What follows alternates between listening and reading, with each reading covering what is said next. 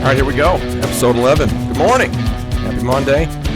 Let's see if we can get you some information here that's going to help get you fired up about the week, get you rolling. I got some new lighting, and that's why I'm not wearing my glasses, because all you see is this giant circle in my glasses. Maybe if I look down, I don't know. Let's try that. Let's try it, because I can't fucking see anything. So anyway, it's the Travis Neville podcast, supporting my book, The Jossman Method.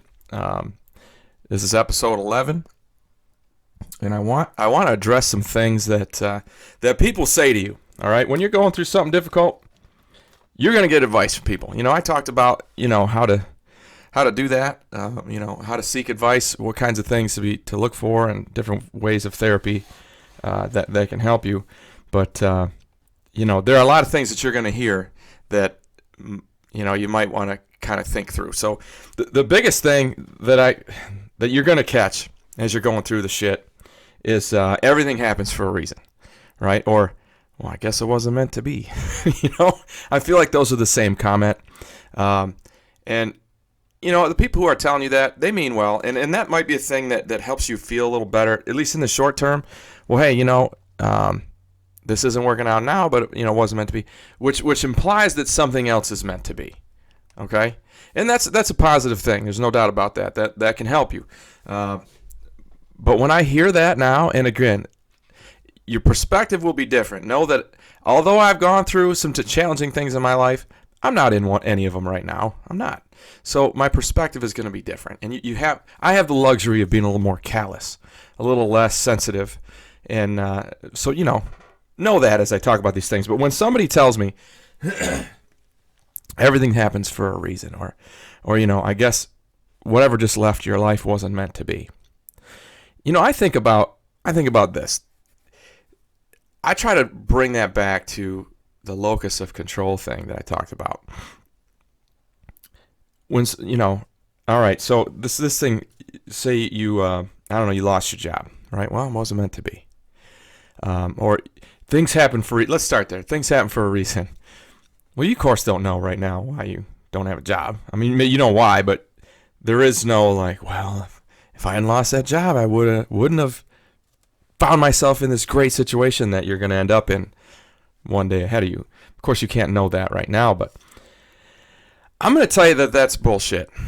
Yeah, I'm calling bullshit on that. Because here's how it goes.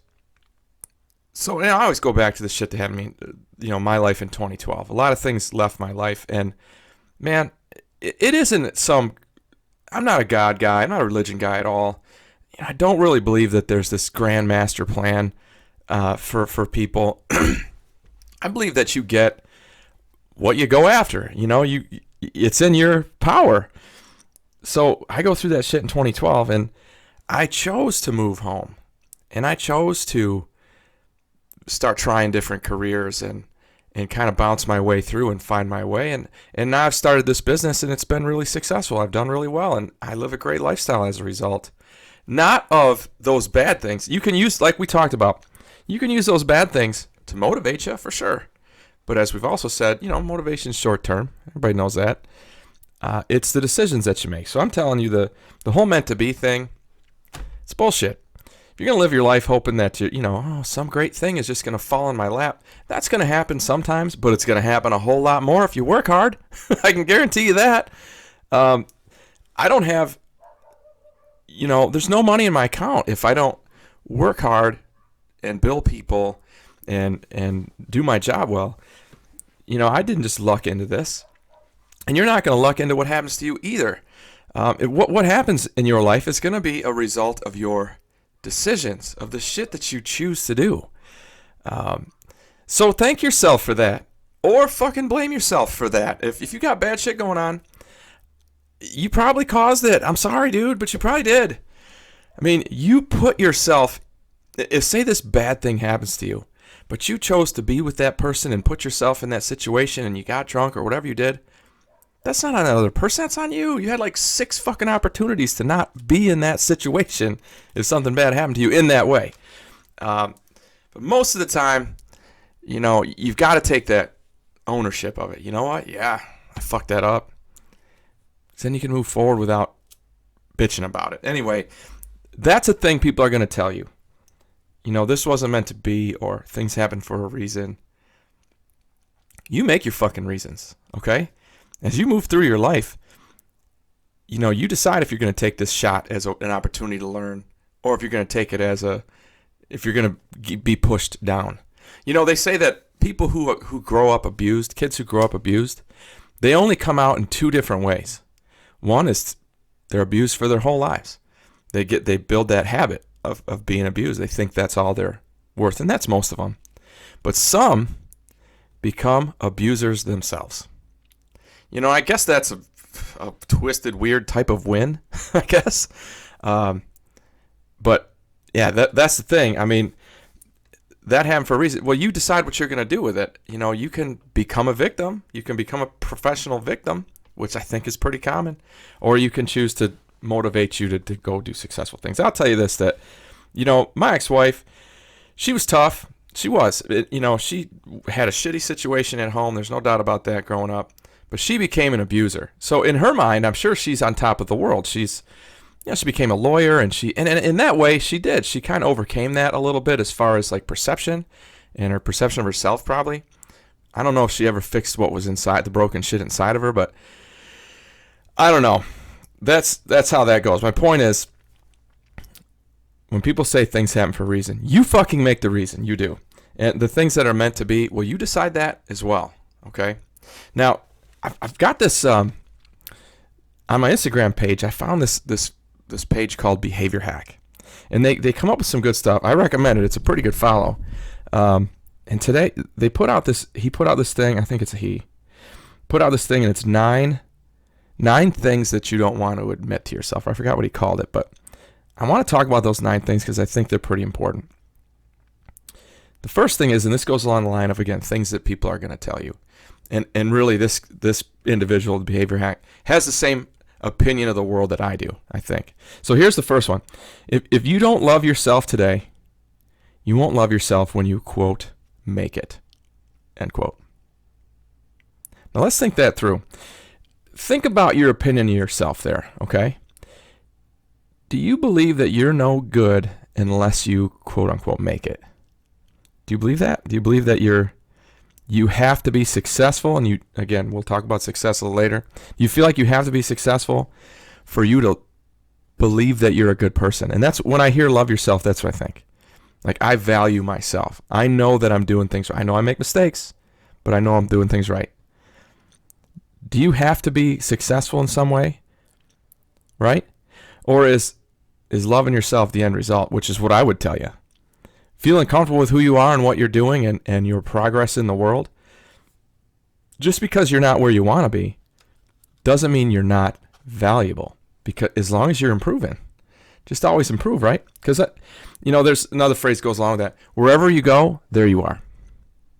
I think about that. Like, if I'm going through a tough time and I'm like, well, yeah, I'll go up north. And, well, fuck, I'm not any different. I'm just someplace else. You know what I mean? So if that thing's been hard on me, do I want to associate that with my place of vacation? Do I want to associate these terrible thoughts? So no, I generally try to get a conclusion done, and then I'll go up north to kind of reset myself. You know what I mean? Point being, again, all goes back to that Jordan Peterson stuff. Fix your boat. Get yourself right. That's what's going to make you happier than anything else. So that was a big one. Yeah, he says, if you love yourself today, you won't love yourself when you make it. And he says, fix that before anything else. I love that phrase, fix that. That's also a Peterson thing. I say it a lot as a coach. We're going to fix that. That's a big one. Here's another one. This is big, and this is shooting right at myself, so I'm looking in the mirror here. Most self-help junkies never actually help themselves. Put down Tony Robbins, go for a run, then sit down and work. You don't need motivation. You need action. True as fuck. You know what I mean? Like, are you going to talk about it, or are you going to be about it? I know a girl, huge self-help book fan. She's got every one of them. Vision boards, the whole 9. And I think it was a couple of years ago, we kind of started talking and being friends, and I just kept encouraging her. Fucking do something. all that time that it's not wasted time reading those books, because shit, I wrote one myself. It's not wasted time, but you've got to take action. And I talk about this podcast. I try to role model that. I fuck up the audio on almost every one of these things, and I offend people and I do all that shit for sure, but I'm taking action. I'm trying to get better. I'm learning. I didn't wait till I was perfect. Anyway, that's my point. Is he nails it. Put down Tony Robbins, go for a run, then sit down and work. I mean, you can't say it any more plain than that. People don't want to take that as an answer. People don't want to, oh, you mean I got to actually work? There's not a pill that's going to make me skinny. Yeah, there probably are, but they're going to fuck up lots of other shit. Yeah, you got to work out if you want to be fit. You got to work and have ideas and push hard all the time if you want money. Yeah, that's the secret. It's not even a secret. People just don't want to hear it. I mean, that's it. Yeah, you don't need motivation, you need action. Because if we talked about motivation is short term, so that's a big one. Most self-help junkies never actually help themselves. Like I said, I'll get into those books and I'll start reading and checking out podcasts and stuff when I'm in the middle of something, but I'm always moving too. Anyway, that's what I try to do. Here's another one. Not everyone should be an entrepreneur. That's true. There's two kinds of mindsets. There's the people who look at shit from 30,000 feet and they can see the whole thing. You might call them dreamers, or, whatever side of the brain it is that makes you creative and have these big ideas.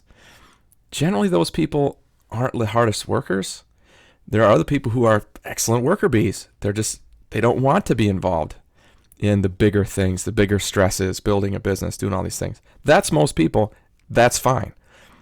Not everyone needs to be one. So if you're thinking that you should and you're disappointing yourself, take an actual real inventory of yourself. Is that a thing you have the ability to do, or don't you? Owning a business it's not all sunshines and rainbows. It isn't. There's a lot of, the rest of it says not everyone should be an entrepreneur. Most fail. Stress never ends. Don't do it to be happy. Do it because you can't imagine doing anything else. And that's where I come out. I can't imagine going back to a regular job. I would feel every day like I had failed somehow, because now I see what it is to be where I am. I don't know. It's it isn't for everybody. So if you're putting pressure on yourself to do it, but you're real successful, you're doing well where you are, that's okay. I'm not one of these go shoot for the stars guys. I'm just stay out of the quagmire. I'll help you get out of that. You take it where you want to from there. Next one. And this one has been big for me, actually. He says, be careful who you take advice from. Skin in the game is what matters. If you're a 20-year-old life coach, you're better off living some of your life first. It's pretty good. I mean, he basically says the same thing in 3 different ways. But let's go with the be careful who you take advice from. The best advice I ever got when I was writing my book was somebody told me, it was actually Jack Donovan. He said, don't take any fucking advice on your book. He's like, do it exactly the way that you think you should do it. Then it's pure. As soon as somebody starts telling you or giving you ideas, or you're starting to take influences, now it becomes a compromise. Do your thing. If it's going to make it, if it's going to be successful, it needs to be because it was you. If it's going to fail, same thing. Now you know. But you fucking tried, That's what he said. Don't take any fucking advice. Really is what he said. But that's a book. That's it's different than your life, right? The second piece, skin in the game is what matters. I told you that I go to different friends when I need advice on different topics. No matter what they are, I have somebody that I'll probably go to.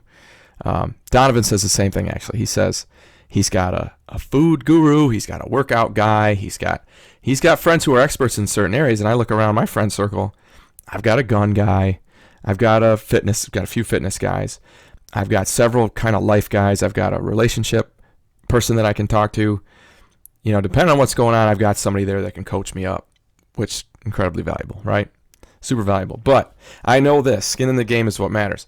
You are the one who is in this shit. The decisions that you're going to make, the things you're going to do, They impact you. Okay, maybe a little bit other people, but they're going to impact the shit out of you, what you do.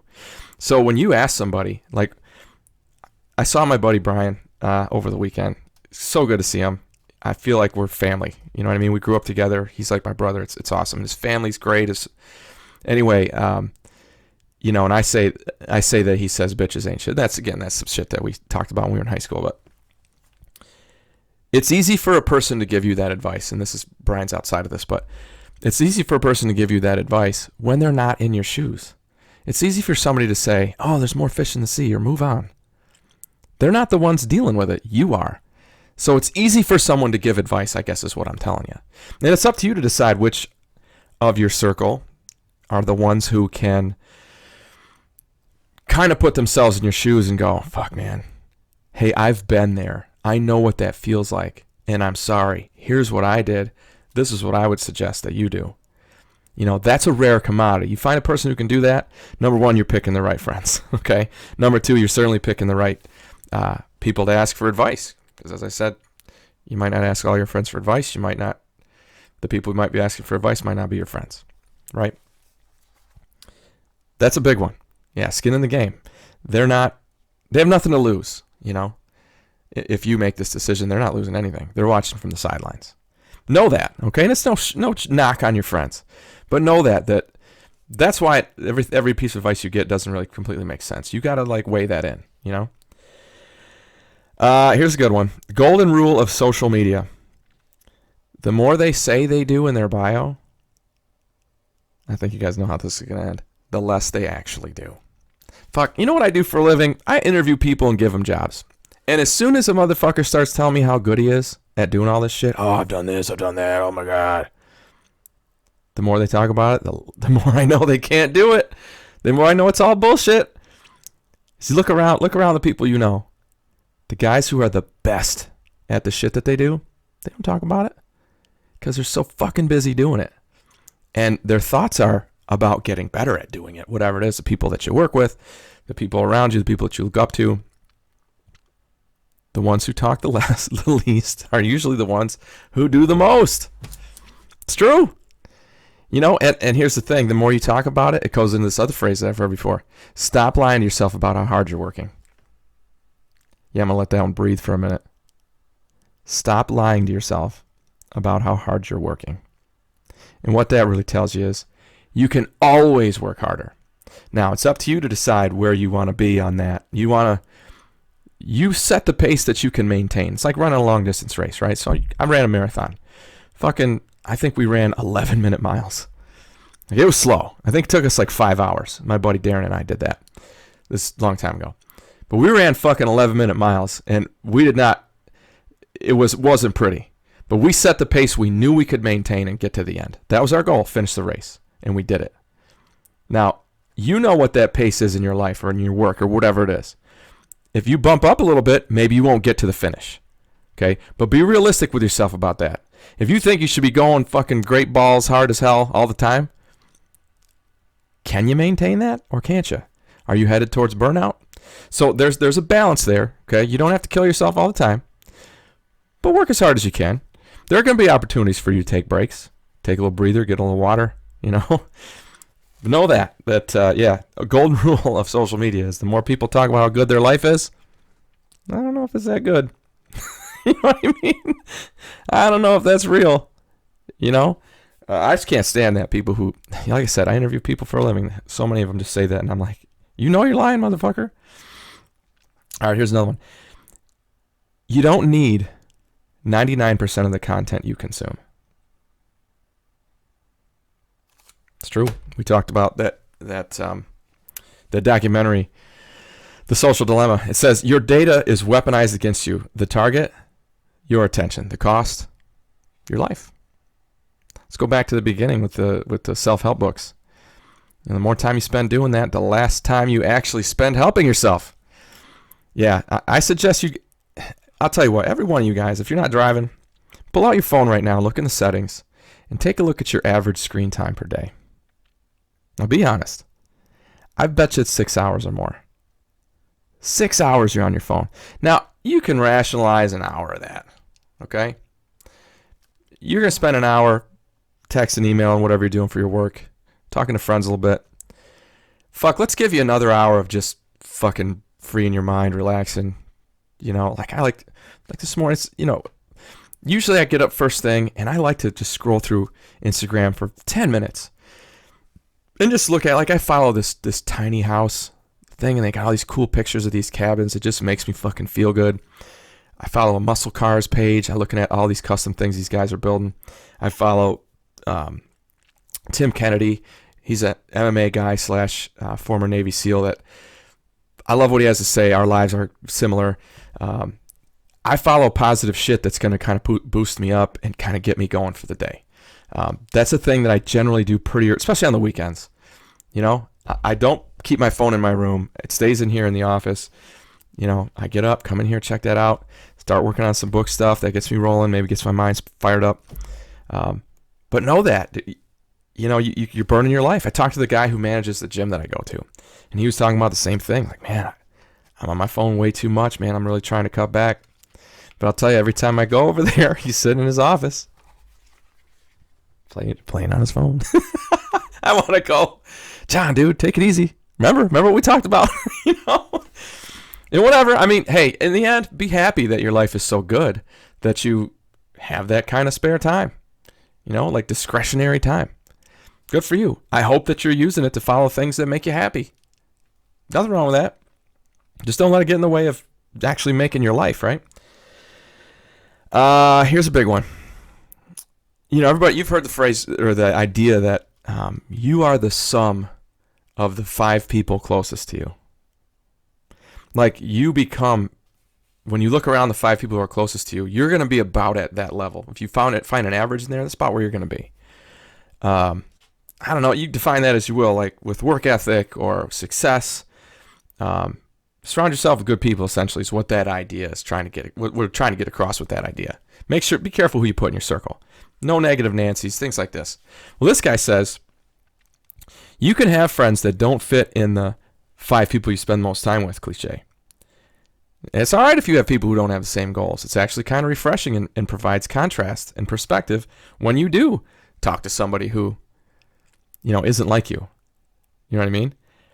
Enjoy your life with that person. Try to learn something from them and just enjoy your time.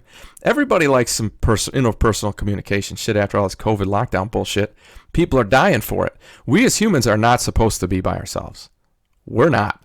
When I think about Ted Kaczynski living out in that cabin in the middle of nowhere, you couldn't do it. I couldn't fucking do it. I have a cabin in the middle of nowhere. If I'm there for more than like 4 days and I don't have a lot of shit to do to keep myself busy, cutting wood, building something, fixing something, working out, whatever it is, going riding, friends around, if I don't have that, I'll go fucking nuts. You know what I mean? You're not supposed to be alone. So know that. Just being around anybody is good. And just because they're different than you doesn't mean that you can't have them around you. I think that's true. Here's a big one. And I'm gonna sum up pretty much the broad strokes of my dating in my life, the women I've been with. Some people can't be saved. They're stuck in a cave. You can show them the way out, but they have to walk themselves. I was talking to a guy today about that exactly. He was like, why do you think you find yourself dating people who kind of need help? I don't know what that is in me. I kind of do that. Everybody needs a little help, right? Everybody needs, like, how would your life not be improved if you had even just somebody helping you around the house, right? So everybody needs a little bit of help, but I don't know. That's the first thing I think of is, that some people, you can't save, you can't fix people. Like in my job, and I think this is why it kind of bleeds into my dating life. As a football coach, my job is to fix shit. I told you at the beginning, I love that phrase, we'll fix that. And a lot of times it's attitudes with kids or, group dynamics or, work ethic or ideas or whatever it is. Sometimes you need to tell them, give them some tough love. I had a kid this last season, big fucking guy, nicest kid. But every time we start working out, all of a sudden his ankles hurt. Well, fuck, dude, it's been like 5 months. Injuries don't work that way. It heals, especially when you're 15, right? So I had this conversation with him in front of his position coach. I pulled him over. I'm like, listen, man, my opinion of you is that you're real fat and real lazy. And every time we work out, suddenly your ankle injury comes back up. I don't think you're hurt at all. I just think you're lazy. And if you don't work, you're not going to stop. You're going to keep getting fatter. And that doesn't help you. You're too big already. You need to drop down, and then you can really do some damage. But you're going to have to work out to make it happen. And every time you choose to bow out because really you're lazy and it's not your ankle at all. And he actually handled it really well. He was like, thanks, coach. And I know that at home for that kid, the parents are just giving him excuse after donut, after ding dong, after chips. You know what I mean? Just trying to, he needs somebody to be strong and push him and say, no, motherfucker, you can do more. Because you're never going to develop that voice in your own head without someone first. I mean, most people don't have that. I wasn't the hardest working kid. I know that. I looked for opportunities to be lazy. I did. But I had a coach who wouldn't let me do that. And he became, between him and my dad and some other grown people that were mentors of mine, I developed my own voice of, nope, you're not going to do that. We're not going to let that happen. We don't do that. You know what I mean? But they've got to get it somewhere. So I get to fix and change the kids, but I know I can't do it with the adults, but I keep trying to. Especially when somebody asks me for help, I can't help it. I want to help them. You know what I mean? I just do. All right, here's the last one. You don't need 1 million followers to change the world. You already inspire people you don't know exist. Changing one person's life makes it all worth it. Yeah, I guess these are all quotes from a guy named Zach Tyler. I should give him some credit along with the behavior hack thing. I believe that. I had, right after the book published, I had somebody jump onto my Facebook page and send me a friend request, and then he sent me his phone number and said, hey, man, I'd love to hear your best advice. I'm in the middle of the shit, you know what I mean? He was going through a divorce, and I know he was drinking a lot, like a fuck ton. So I called him. I had just gotten on the bus heading home from a football game, and so I called the guy and had a conversation with him. Guy was shit drunk, but I gave him some ideas. I gave him some things. I stayed kind of fast with the ideas that are in the book, and I know his sister. That's how he got a hold of me. And I talked to her recently, and she said, well, he's still making some bad choices, but he's got his head above water. He's working hard at his job. He's working hard he's got his own home and a nice vehicle, and he's moving forward. He's getting through it. But, the guy's 26. I just found that out. I thought he was older than that for some reason, but he's being a great dad. He's running his life okay. Still struggling with the drinking, a couple other things, but, he's moving along. And my point is that, I don't know if I changed that guy's life. I'm not going to say I did. But he was in a bad spot, and I called him, and we talked. And who knows what, I feel like I gave him good advice. And I've talked about some students that I've had in the past who have thanked me for things that I said or did. And like I said, their lives are all going to be fine anyway. But most of the stuff that I did as a teacher, I didn't even know I did it. I have former students tell me stories about shit that I said and did all the time. I don't fucking remember that. So you probably don't either. Maybe you're not in a position where you're a teacher or a coach or whatever. You're helping people that you don't even know, and you don't even know it, that people are looking up to you or using you as a role model at work or when you're driving or on social media. You know what I mean? You don't know who's looking up to you and who's changing their lives as a result of what you do. And when you kind of start to embrace that, responsibility is the wrong word.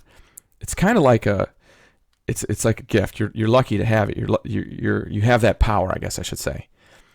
You start changing kind of how you present yourself. I certainly did when I was a coach or when I was a teacher. I was the best version of myself I could be. I tried to be the best role model-y guy that I could be. When I was in the classroom, I kind of let that go when I was with my friends or out of town or when nobody was looking. Yeah, I cut loose.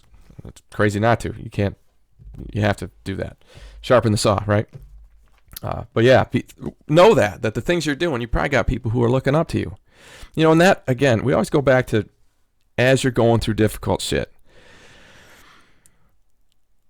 and here's a phrase that I've heard a million times, and it used to be my motto. I used to have it in my classroom, said, character is who you are when no one's looking.